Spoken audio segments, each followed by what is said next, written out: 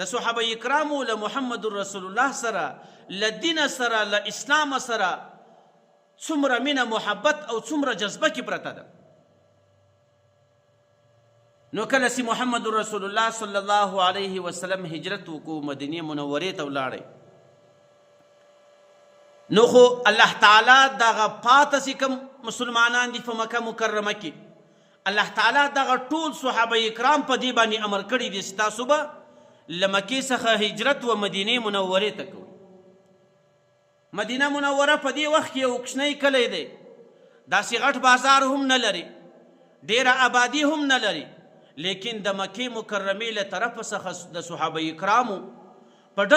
ډلو ډلو صحابه کرام له مکې مکرمې څخه مدینې منورې ته هجرت کوي. ګوره د هجرت زندگی شروع شوه، داسې نه چې دغه صحابه کرام د وږي په خاطر باندې مکه مکرمه پرېږدي، نه، دلته خپل باغونه شته، دلته خپل جایدادونه شته، دلته خپل قریبان دي، دلته پیدایش شوی دی، ټوله زندگی یې په مکه مکرمه کې تېره کړې ده، لیکن صرف د الله تعالی امر وسو، صرف د دوی جانان له مکې مکرمې څخه مدینې ته روان سو، دوی ته بیا دلته زندگی خوند نه ورکوي. نو تر خپل مال تیریږي، تر جایداد تیریږي، تر اولاد تیریږي، تر خپله مینه تیریږي، تر مور و پلار هم دا صحابه کرام تیر سو، چې که به ښځه نه ورسره تله هغه به یې پرېښوله، که به اولاد نه ورسره تلی اولاد به یې پرېښوئ، که به پلار مور نه ورسره تلو هغه به یې پرېښول، دا د دین په خاطر باندې. نو دلته د صحابه کرامو ډلې ډلې روانې دي له مکې مکرمې څخه مدینې منورې ته. نو د صحابه کرامو ډلې ډلې مکې مکرمې ته رال، مدینې منورې ته چې راورسېدل. په دې وخت کې مدینه منوره مال کوچنی کلی دی، لیکن تاسو د انصارو جذبه وګورئ، د هغو غیرت وګورئ، د هغو ایمان ته وګورئ، د هغو مهمان نوازي ته ګورئ. هر کس و هر صحابي و هر مهاجر ته مرحبا وایي، ټول په دې باندې خوشحاله دي چې یو صحابي زما و کوټې ته راسي، هغه زما په کور کې ډوډۍ له ما سره وخوري. تر دې حده پورې چې دا د مدینې منورې چې کوم انصار دي دا د الله و رسول ته رالو، د الله رسول ته فرمایي چې ای د الله رسوله دغه مهاجرین چې راغلي دي داسې زموږ و کوټې ته راځي، داسې زړه نازړه وي، د دوی پښې زموږ پر کوټه باندې سمې نه راځي، ځکه شپې ورځ په ورځ زیاتېږي، دوی ته داسې خوند نه ورکوي، وایي داسې نه وي په د انصارو باندې تکلیف وي. کله چې میلمه په یو کور کې وځنډېږي بیا هغه میلمه ته هم خوند نه ورکوي چې بار بار یې کور ته ورځي، لیکن د مجبورۍ حالات دي. ټول مهاجرین چې کوم کسان مشرفه په اسلام ګرځېدلي دي هغه ټول مدینې منورې ته رالو، نو دوی هم مجبوره دي خو روان دي کورو ته ورځي. اوس د انصارو جذبه وګورئ، انصارو نبی کریم صلی الله علیه وسلم ته فرمایي چې موږ به دا خپل جایداد دا خپله مځکه و دوی ته سم نیمی کور، سم نیمی جایداد به و دوی ته ورکو، سم نیمی جایداد به موږ راواخو، بیا به دوی خپل خواري کاږي. دلته به پر دوی باندې دغه تکلیف نه وي چې موږ خو میلمانه یو، پر دې خلکو باندې داسې نه وي چې بوج سو. ګوره هغه انصار څومره غټه قرباني ورکوي، دا صرف د دې په خاطر باندې چې له هغو سره د آخرت فکر دی، د هغو په ذهن کې دا شی و چې یو ورځ به زه مرم، د هغو په ذهن او سوچ کې دا شی و چې زه به له دې دنیا څخه ځم، د هغو په سوچ او فکر کې دا شی دی چې زه به د الله تعالی و حضور ته پیښېږم، او د هغو پر دې شي باندې عقیده وه چې الله تعالی به موږ ته په هر عمل باندې موږ ته خپله جزا راکوي. نو چې دغه سوچ او فکر ورسره دی بیا و هرې قربانۍ ته تیار دی، خپل ټول جایداد ورنیمۍ کوي. حتی بعضې انصارو لا داسې هم وکړل، د هغو زړه دا غوښتل چې د کم چا چې به دوه کوروالاوې وي، د هغو زړه دا غوښتل چې زه یوه کوروالا ته طلاق ورکم، او تر عیدې وروسته دغه زما کوروالا چې ما طلاق ورکړی دی چې عیده یې تېره سي و دغه مهاجر کس ته زه په نکاح باندې ورکم. له هغو انصارو سره دومره مینه محبت ده، خپله حلاله نکاح پرېږدي، دا خواهش لري، دا داسې نه چې دوی په مابینځ کې د دنیا پر برابر د پیسو پر برابر څه معامله او شی پاته دی، یو څه هېڅ هم نه دي پاته. او دغه مهاجرین چې ورغلي دي دا د غربت په خاطر نه دي تللي، صرف د الله تعالی له طرفه امر ده او محمد رسول الله هجرت کړی دی. پر دغه یوه امر باندې، په دې یوه خبره باندې دلته دوی هر څه پرېښول. داسې صحابه کرام په دا مهاجرو کې چې داسې دنیا الله تعالی ورکړې وه، داسې باغونه یې ورکړي وو چې هغه تک شنه باغونه یې ټول پرېښول. الله تعالی فرمایي للفقراء المهاجرین الذین اخرجوا من دیارهم. په دې آیات کې الله تعالی و دوی ته فقیران وویل. له دې څه دا معلومه سوه هغه د دوی چې کوم مالونه په مکه مکرمه کې پاته سو، هغه مالونه ټول د کفارو سول، هغه د هغو جایداد وګرځېدی. دلته دوی ته فقیران وویل سو، دوی مستحق د دې دي چې یو څوک ښه ورسره وکړي. نو انصارو چې کله دا خبره محمد رسول الله ته وکړه چې موږ به خپل جایداد ورنیمۍ کړو، نبی کریم صلی الله علیه وسلم مهاجرین ټول سره راټول کړو، ورته ویې ویل چې د انصارو خدا خواهش دی، د هغو دا تمنا ده چې موږ دا خپل جایداد و دوی ته په خپله خوښه باندې، په خپله رضا باندې، چې موږ ته هېڅ تکلیف هم نه ده، په خپل طبیعت باندې دا خپل جایداد خپله مځکه سم نیمه ورکوو. لیکن مهاجرین وایي دا موږ ته خوند نه راکوي. د الله رسول ته وایي موږ داسې نسو کولی چې دوی له موږ سره دومره غټه قرباني کړې ده، لیکن له دې قرباني سره سره بیا د دوی جایدادونه موږ نیمۍ واخلو. تاسو موږ ضمیر نه منې ای د الله رسوله. نو د الله رسول بیا ورته فرمایي چې تاسو بیا داسې وکئ که د دوی جایداد تاسو نه در اخئ چې دوی په خپله خوښه درکوي، قبضه مبضه هم نه ده، زور هم نه ده، بیا داسې وکئ دا د دوی مځکې چې کومې دي دا تاسو کرئ، پر دې باندې مځکو باندې تاسو کار شروع کئ، مځکې کرئ چې کوم حاصلات له مځکې څخه راوځي هغه بیا سره نیمۍ کوئ، نیمۍ تی در اخئ، نیمۍ هغو ته ورکوئ. نو مهاجرو دا خبر ورسره ومنله د الله رسول سره چې داسې مو خوښه ده د دوی جایداد نه غواړو، لیکن دا به وکړو چې موږ به د دوی پر مځکه باندې بزګران سو، هغه مځکې به موږ کرو چې هر حاصلات له مځکې راوځي، نیمۍ به دوی ته ورکوو، نیمۍ به موږ راوړو. یو څه وخت دا معامله روانه سول، بیا د مهاجرو ډله سره راټوله سه، ټول د الله رسول ته راغلو. د الله رسول ته فرمایي ذهبت الانصار بالاجر کله. دا انصارو خو له موږ څخه په اجر کې په ثواب کې ډېر لوړ تللي دي. دا کسان دا خو له موږ څخه په دا نیکو کارو کې د ثواب په کار کې الله تعالی دوی ته ډېر غټ مقام ورکو او موږ خو هېڅ هم نه دي کړي. ګوره له هغو سره دا سوچ و فکر دی، د نیکۍ سوچ ورسره دی، د یو ثواب فکر ورسره دی چې دا کس له ما څخه په نیکۍ کې مخته سو. لیکن زموږ ستاسو په معاشره کې څنګه دی؟ زموږ ستاسو په معاشره کې خبره د پیسو روانه ده. ولې موږ تاسو مرګ ذهن ته نه دی اچولی، د مرګ فکر نسته، د حساب و کتاب فکر نسته، د الله تعالی د ملاقات فکر نسته چې داسې ورځ به بیا راځي. پر دې باندې زموږ ستاسو یقین نه دی پخ سوی. زموږ ستاسو په معاشره کې چې موږ ډېر فخر باندې کوو، هغه په دې شي باندې کوو وایي د پلانکي ورور یا د پلانکي پلار په پلانکي ملک کې کار کوي، او بیا تر ټولو چې زیات فخر کوو هغه په دې شي باندې کوو چې وایي د پلانکي ورور یا پلار یا زوی پلانکي کفري ملک ته تللی دی چې هلته به مسلمان وینه، هلته به انسان لمونځ هم ښکاره نشي کولی. په دې باندې ډېر فخر کوي د پلانکي زوی په پلانکي ملک کې دی. ولې د هغه روپۍ ډېره لوړه ده. زموږ ستاسو سیالي سي روانه ده، هغه په روپو کې سره روانه ده چې د کم سړي زیاتې روپۍ ابل کوشش ته دې کوي تر دی هم زیاتې کړم، ابل د ابل کوشش کوي تر دی پسې واړو. زموږ ستاسو سیالي په نیکۍ کې نه ده راغلې، زموږ ستاسو سیالي په دې کې نه ده راغلې چې موږ تاسو د یو عبادت په خپل وخت باندې وکړو یا دې په خپل وخت به هغه د عبادت و ځای ته ورسو. وګورئ په مسجد کې اوس و جماعت ته تقریبا 15 منټه د تقریر پاته دي، 15 منټه 10 منټه بعد به خطبه شروع کیږي. هر سړي دا معلومه کړې ده چې جماعت پر 2 بجې باندې درېږي، زه به پر 2 بجې باندې ځان ورسوم، بس صرف له فرائضو څخه ځان خلاصوم. بس له موږ تاسو سره صرف دومره سوچ او فکر دی چې پیسې په څنګه رقم باندې ډېرې کړو. لیکن دغه انصار دغه مهاجرین چې کوم دي دا د الله و رسول ته رالو چې ذهبت الانصار بالاجر کله انصارو خو له موږ څخه ډېرې غټې مرتبې الله تعالی ودی ته ورکړې دوی خو ډېر غټ خیرونه وکړل د الله رسول ورته فرمایي چې تاسو مه پریشانه کیږئ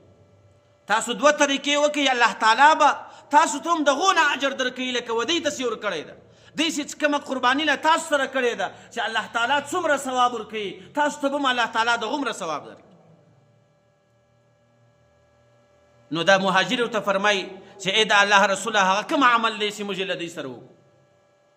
د الله رسول ورته فرمایي چې تاسو ودی ته دعاوې کوئ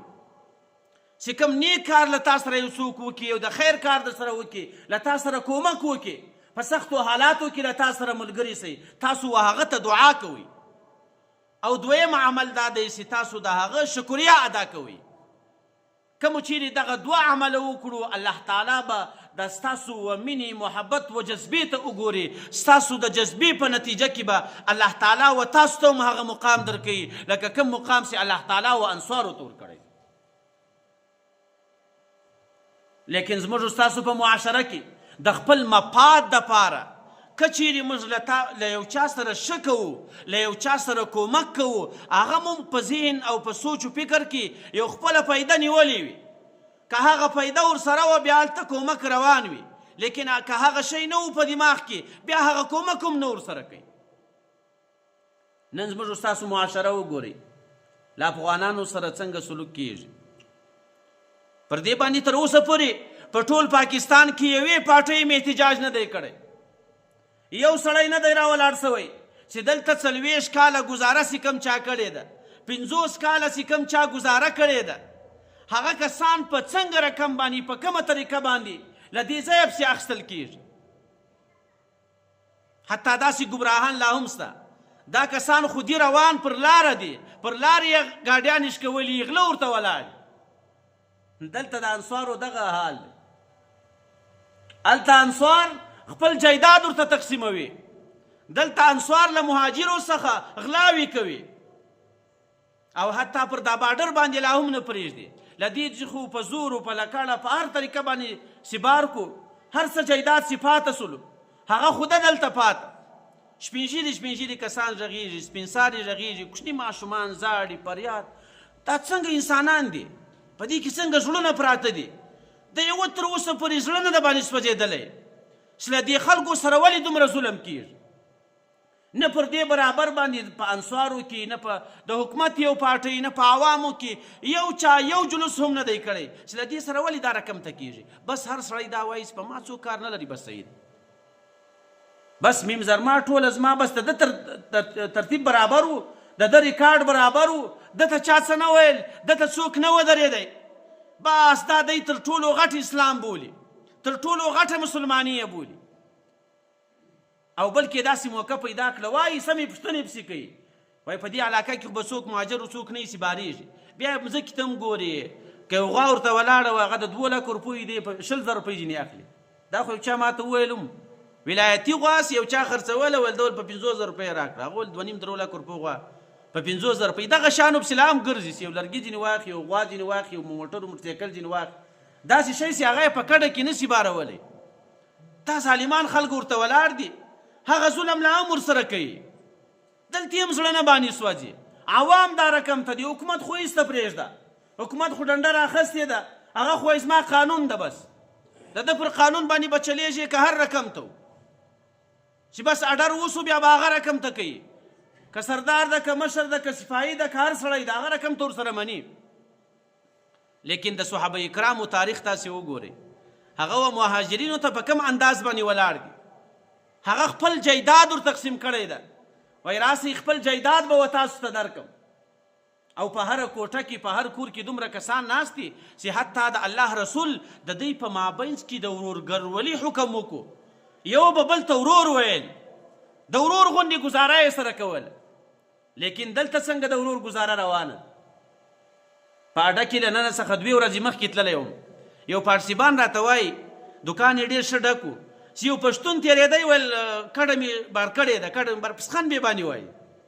ده ویل دا خلک اوس په ما پسخن وایي